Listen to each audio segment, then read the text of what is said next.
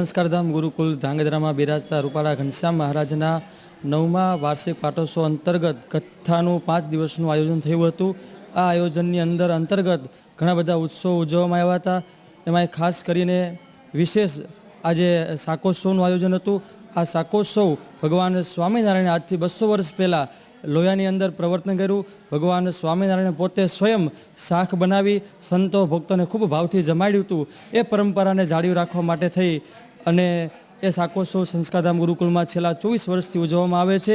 આજે ભવ્યતાથી ભવ્ય રીતે આ શાકોત્સવનું આયોજન થયું હતું, જેની અંદર 10,000થી વધુ ભક્તોએ લાભ લીધો હતો। 50 મણથી વધારે રીંગણાઓ, 7,000થી વધારે રોટલા તેમજ 1,000 કિલોથી વધારે મીઠાઈ આ ભક્તોએ આનો પ્રસાદ ગ્રહણ કર્યો હતો।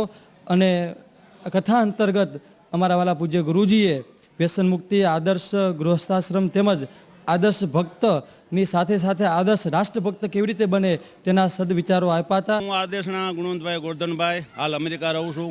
અહીંયા અમારા પરમ પૂજ્ય ગુરુજી શ્રી રામકૃષ્ણદાસ સ્વામીના નિશ્ચયમાં અહીંયા સંસ્કારધામ ધાંગધ્રા ગુરુકુળ ખાતે પંચવંત મહા સત્સંગી જીવન કથાનું આયોજન હતું, જેમાં આજે છેલ્લે દિવસે રવિવારે મોટો ભવ્ય ભગવાન સ્વામિનારાયણનો પ્રખ્યાત શાકોત્સવનું આયોજન કરવામાં આવ્યું હતું। એ શાકોત્સવમાં અમારા પરમ પૂજ્ય ગુરુજી શ્રી રામકૃષ્ણ સ્વામીએ શાકોત્સવનું શું મહત્ત્વ છે, લોયાધામમાં જે સુરા ખાતેના દરબારમાં જે શાકોત્સવ થયો હતો એથી આજે ત્યાંથી જ આ પતલી તમારો આ સ્વામિનારાયણ ધર્મનો આ શાકોત્સવ છે, એ નિમિત્તે આજે લોકો ગામથી ધાંગધ્રાની સારે આજુબાજુના વિસ્તારોમાંથી તેમજ સંતો મહંતો તેમજ રાજકીય નેતાઓ સારા આજે આવ્યા હતા। સૌએ આનંદ માણી આ બાજરાનો રોટલો, રીંગણાનું શાક અને સરસ મજાની બુંદી અને લાડુનો પ્રસાદ સૌએ લીધો છે।